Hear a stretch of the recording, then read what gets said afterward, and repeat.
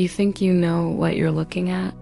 You wake up and the world feels already decided, like a stage built overnight just for your entrance.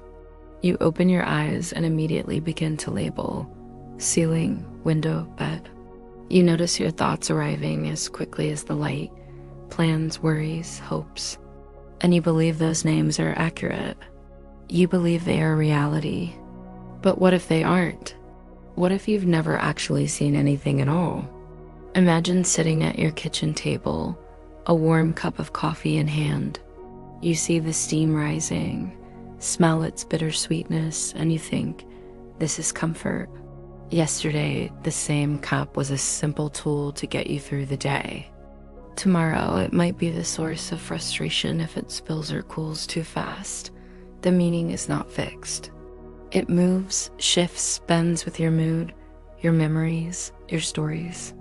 Or remember a moment when a friend looked at you, their eyes narrowing, their lips tightening.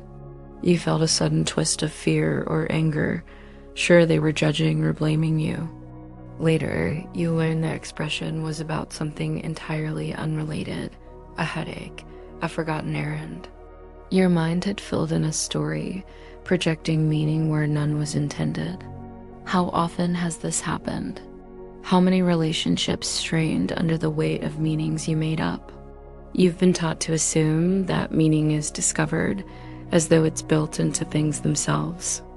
A flower is beautiful, a betrayal is painful, success is valuable. These feel like truths you've uncovered, not decisions you've made. But notice how quickly the meanings you hold can shift. The object that feels comforting today might frustrate you tomorrow. The person who wants to find your happiness might now be nothing more than a faint ache you rarely think about. Even your own thoughts, which you treat as private anchors of certainty, contradict themselves, promising clarity one moment and pulling you into doubt the next. If meaning were truly fixed, wouldn't it stay still? Wouldn't it be the same no matter how you looked at it? Think of a moment you once believed was decisive: a job lost, a heartbreak, a failure. You held the meaning tightly: this is the end, this is loss, this is defeat. But look now. Perhaps years later, you see it differently. Maybe it was a beginning in disguise. Maybe it led you somewhere unexpected, somewhere better. The meanings we assign aren't etched in stone. They are carved from shifting sand, shaped by the tides of time and perception. And then, if you're willing to keep watching, something subtler emerges. Meaning isn't out there, waiting to be found. It's coming from in here. You're not really meeting the world. You're meeting your mind, its fears, its hopes, its rules about how things should be spread like paint across everything you look at. What you call seeing is less like opening your eyes and more like projecting a film you forgot you were making, mistaking it for something independent of you. Imagine walking through a forest and seeing the sunlight flicker between leaves. You think, this is peace. But maybe that peace is your mind's gift, your longing shaping what you notice. Perhaps the forest doesn't hold peace, it simply is. Your mind gives it meaning, and with that meaning, your experience shifts. Think about the last time you were certain you understood someone's intentions. Maybe they looked at you a certain way, spoke with a certain tone, and you were convinced you knew what it meant. Later, you found out you were wrong. How many times has that happened? How many times have you felt anger, hope, or disappointment not because of what happened, but because of the story you told about it? How many times have you held that story as truth, only to watch it dissolve when new information arrived, leaving you stunned at how real your version had seemed just moments before? It's not just other people, it's everything. You don't see a tree. You see what you've decided a tree means: shade, beauty, work, decay. You don't see your reflection in the mirror. You see a collage of memories, comparisons, fears, and desires. You don't even see your own thoughts as they are. You see them as proof or evidence for whatever story you've already chosen to believe. And so the most unsettling possibility emerges. Maybe you don't truly understand anything you see. Not because you're incapable of understanding, but because you're trying to understand by defining too quickly, by stuffing each thing you encounter into boxes built from your past. You thought your meanings protected you, but look closely. They confine you. They keep you circling the same interpretations, mistaking familiarity for truth. Notice how much effort it takes to hold all of this together, to defend your version of the world, to justify it, to make everything around you conform to what you think it should be. Has that effort ever really brought you peace? Or has it left you exhausted, still hoping that if you could just get the story right, finally everything would make sense? There's a quiet kind of freedom in admitting you don't actually know. Not a collapse into meaninglessness, but a loosening. A breath you didn't realize you were holding. What happens if you allow that possibility, even briefly? What happens if you say to yourself, maybe I don't know what this is for? You don't have to erase the stories you've told. You don't have to force new ones to take their place. You only have to notice that the meanings you've been living by were never as solid as they seemed. And in that noticing, something unfamiliar begins to stir. Not an answer, not yet, but a space. A clearing. A stillness you've overlooked because you've been so busy deciding what everything means. If you stay with it softly, without trying to grasp it, you might sense what's been here all along, waiting for you beneath the noise of your interpretations. Not emptiness, not chaos, something else entirely. The chance to finally see. You've just begun to loosen your hold on what you thought was real. You've started to see that meaning isn't fixed, that the world you know is shaped by stories you've told yourself. But now comes an even deeper realization. The thoughts you cling to, the inner chatter you believe so fully those two, may not mean what you think they mean. It's easy to assume that your thoughts are facts. The voice inside your head often feels like the only truth you can trust. I'm not good enough, it says. I'm alone. This will never change. And so you accept these declarations as reality. But pause and consider, what if those thoughts are not truths at all, but old echoes? Repeated phrases, fragments of fear and doubt you picked up long ago, worn grooves in your mind's record that keep playing the same tired tune. Remember a moment when a dark thought arrived uninvited. Maybe it was a fear that gripped your chest suddenly, without warning, or a criticism that you instantly believed about yourself. Notice how that thought wasn't an original message, but a replay, a whisper from a long-forgotten moment, looping endlessly in your mind like a broken record stuck on a single painful phrase. You might try to silence these thoughts, push them away, or distract yourself, but that only gives them more power. Or you might surrender to them, letting them wash over you, convincing yourself they are undeniable facts. But what if the real power isn't in the thought itself, but in the meaning you give it? What if your upset isn't caused by the thought, but by your belief in it? Imagine standing in a dim room, watching a shadow flicker on the wall.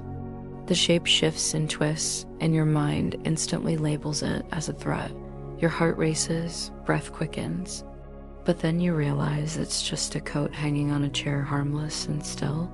The fear was real, but the cause of it was an illusion. So, too with your thoughts. They may seem urgent and commanding, but often they are just shadows you've mistaken for substance. Or picture yourself walking along a shoreline at dusk. The waves pull away fragments of sand and shells, leaving behind patterns you call beautiful or empty. Your thoughts work the same way, sifting through experience and piling meaning where it isn't fixed. They mark some moments as failures, others as triumphs. But these are your interpretations, ever-changing and fragile, not the unshakable reality you've believed them to be. This is not about denying your feelings or pretending everything is fine. It's about recognizing the difference between what happens and what you say it means. Between the event and the story you tell yourself about it. Between the thought and the meaning you attach. How often have you been deeply upset, convinced the world had wronged you, only to later see that the pain came from your own mind's construction. Maybe a harsh word from someone wasn't as cutting as you first believed. Maybe a perceived failure wasn't the end of the story, but a turning point. Your upset grows not from reality, but from the illusions your mind creates when it clings to old wounds and fearful expectations. There is a story of a woman who believed her worth was tied to how others saw her. Every slight glance or whispered comment felt like a verdict. One day, after years of carrying this burden, she sat quietly and asked herself, "Who am I beneath all these judgments?" Slowly, she realized that the thoughts that caused her pain weren't truths, but old tapes she'd been playing on repeat. And in that realization, a subtle shift began. The voices didn't disappear, but they lost their power to define her. And yet, in that recognition lies a doorway to freedom. Because if the thoughts that upset you are not facts, but stories, then the stories can change. If your pain comes not from what happened, but from what you decided it means, then you can choose new meanings. This is the subtle shift, the space between the thought and your belief in it. It's where peace can begin to breathe again, where the mind stops chasing shadows and starts noticing the light behind them. Consider the mind like a crowded theater, each thought a voice in the audience. Some voices shout accusations, others whisper doubts, and a few hum gentle encouragements. But the stage itself, the awareness watching all of it, is quiet, still, and untouched. Learning to listen not to the voices, but to the silence behind them is the beginning of true freedom. So as you continue this journey, watch your thoughts closely. Notice how often they are rehearsed lines, echoes from the past that don't hold the power you give them. And remember, your upset is never caused by the world itself, but by what you think about it. Let this be your invitation to step back, to breathe, to question the stories that shape your feelings. And in that questioning, find the space where healing quietly begins. But the journey isn't always smooth. When you first begin to question your thoughts, resistance often rises. Your mind clings fiercely to familiar patterns, even painful ones, because they are known.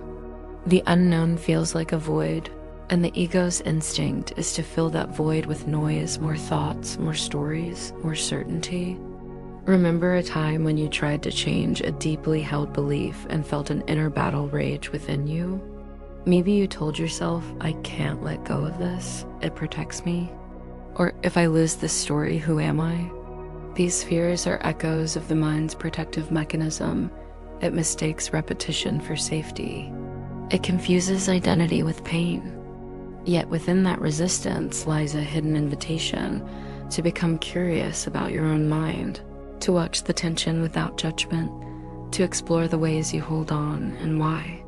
You might imagine standing on the shore as a storm rages, feeling the urge to run, but also sensing the quiet strength in standing still, letting the waves wash over you without being swept away. This strength grows each time you pause before believing a thought, each time you notice the story your mind is spinning and choose not to engage. It is the quiet rebellion of awareness, the small space where your true self begins to emerge from beneath layers of assumption. And so, the more you practice this watching, the more you begin to sense a different rhythm.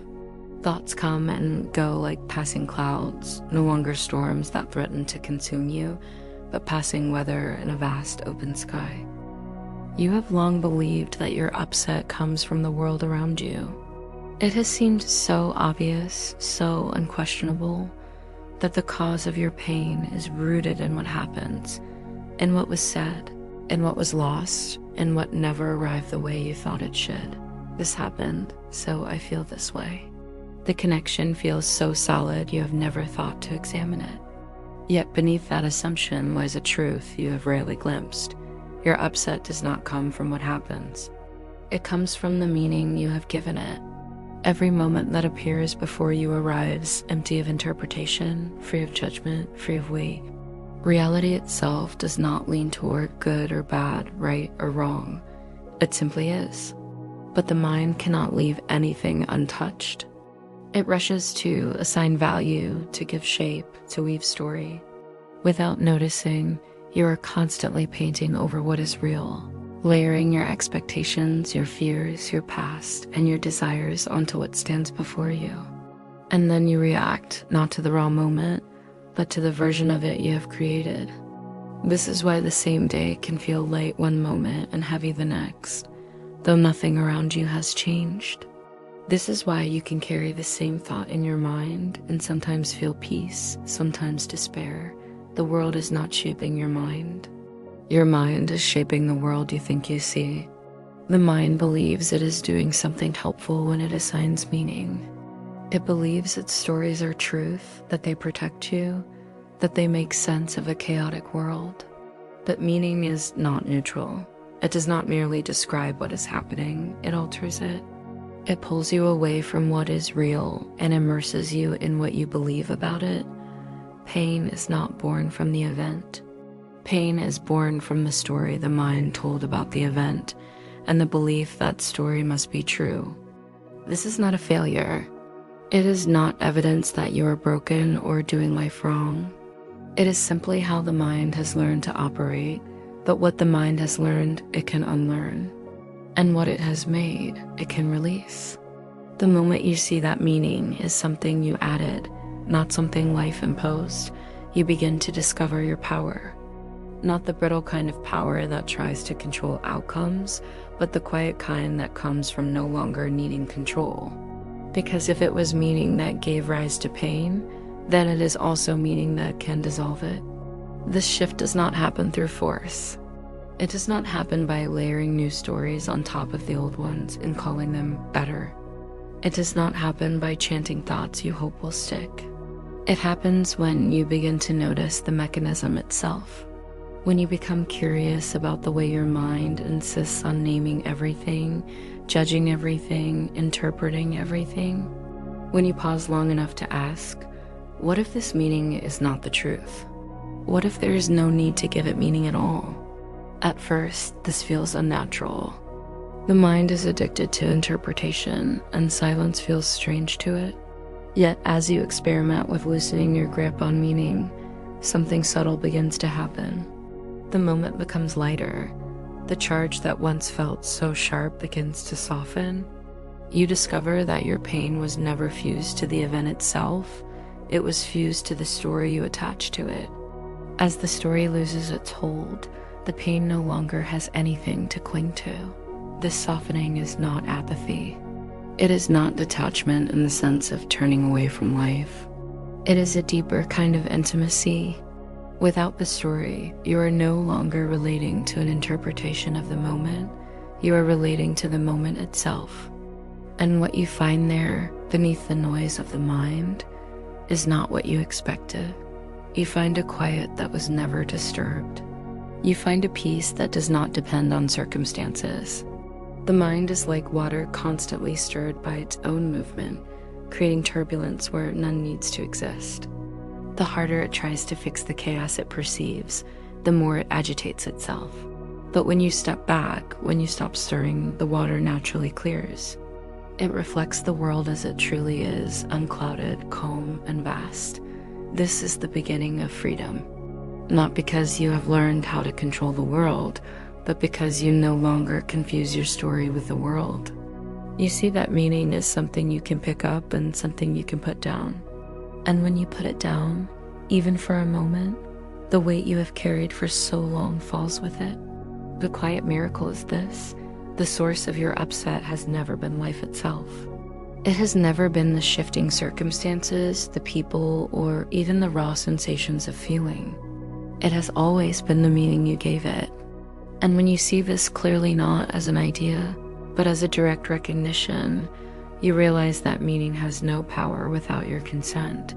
You realize that you can let it go. And in that release, the world does not vanish, but it becomes something else, spacious, gentle, and unthreatening. Beneath the mind stories, there is a stillness that has never been touched by upset, no matter what has happened. That stillness is not far away. It is here, waiting in every moment you are willing to stop naming and simply see. And as you rest in it, You begin to understand nothing needs to change for you to be free. Only the story does. And even that can fall away like mist under the morning sun, leaving behind the clarity that was always there, waiting to be remembered. When you begin to see that your upset was never caused by the world, but by the meaning you placed upon it, something extraordinary begins to unfold. At first it is subtle, so quiet you almost miss it, like noticing for the first time the way the air feels just before dawn. There is a loosening. The grip you have held on everything, your thoughts, your judgments, even your identity starts to soften, though nothing around you appears to have changed. You are not fixed, and yet something feels lighter, as though you have stepped out from under a weight you didn't know you were carrying. And then the question arises, if the meaning falls away, what remains? The mind trembles at this question. It has built its entire world from stories and assumes that without them, there will be nothing, just a void, a blankness, an unbearable emptiness. It rushes to fill the silence, to define and label again, to regain its sense of control. But when you allow the silence to remain, when you do not run back into interpretation, you discover that what you feared as emptiness is not empty at all. It is vast, it is alive. It hums with a kind of quiet fullness that does not need to be explained. Without the constant weight of meaning, life begins to reveal itself differently. It no longer feels like something happening to you. It feels like something happening through you, as if you are not standing apart from it, observing and judging, but immersed within it, inseparable from its movement. This intimacy is not fragile. It does not depend on things going well. It is present even when things fall apart, because without meaning to weigh it down, even endings carry a strange softness. In this space, perception itself begins to change.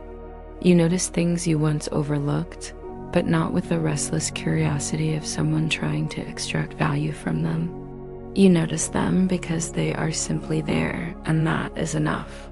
The rhythm of breath moving in and out of your body feels like a miracle you had forgotten to appreciate. Light bends differently across a wall, and instead of naming it, beautiful or ordinary, you simply experience it. Even the movement of thought, once so heavy and demanding, begins to feel almost tender, like clouds drifting across a sky too vast to be troubled by their passing. And then another realization blooms. Meaning has not disappeared entirely. It still arises because that is what the mind does, but it no longer chains you. It no longer declares itself as absolute. Instead, it becomes softer, more deliberate, more aligned with what feels expansive rather than constricting. You begin to see meaning for what it always was, a tool you can use, not a truth you must serve. Peace does not come from erasing all meaning, but from remembering that you are free to let it go when it brings you pain. As this recognition deepens, an even greater shift begins to occur. You see that you were never the stories you defended so fiercely. You were never the roles you played, the fears you carried, or the long list of conditions you thought had to be met before you could finally rest. You are the awareness in which all of it rose and fell. That awareness has never been broken, never been stained by a single interpretation. It has watched everything come and go, patiently, silently, and it has never once demanded that you be anything other than what you are. This is not an escape from life. It is the opposite. It is life returned to you in its raw, unfiltered form, a life you do not need to fix, because it was never broken and neither were you. The mind may still offer its interpretations, emotions will still sweep through like weather, but you no longer confuse them with truth. They are movements, not prisons, waves, not the ocean itself. And in this recognition, something you once thought impossible becomes natural: forgiveness. Not the kind of forgiveness that says, it's fine, it didn't matter, but the kind that no longer needs to keep the past alive at all. Forgiveness is simply what happens when you stop using meaning to chain yourself to what has already passed. You discover that you can let it go, and in letting it go, you are free, not because life gave you what you wanted, but because you no longer need it to. And then, as if life itself were exhaling through you, you understand something even more profound. Every story you believed, every upset you carried was not an error. It was a doorway. The heaviness was not proof that you were lost, but proof that you were being invited to see differently, to come home to the place within you that has never been touched by any of it. This is the quiet gift hidden in all things. The world does not need to bend itself to your will for you to know peace. Peace was here before your stories began, and it will be here after they fall away. And when you glimpse it, when you truly taste it, it does not feel like something you found. It feels like something that had been patiently waiting for you all along, as though the ground beneath your feet had been whispering, you were never not home. Even now, the mind will offer distractions, pulling you back into its familiar patterns. It will tempt you with fear, with doubt, with stories of what went wrong and what must be fixed. Yet each time you return to the stillness beneath those stories, the ground becomes firmer, the peace becomes less fragile. The knowing that you are not your stories, but the awareness in which they appear and dissolve, grows stronger. You come to understand that freedom is not a destination, not a distant dream. It is here, woven into the fabric of every moment when you choose to see without the heavy veil of judgment. It is a choice to rest in what is without needing it to be other than it is. And in that choice, you find a freedom that no circumstance can take away.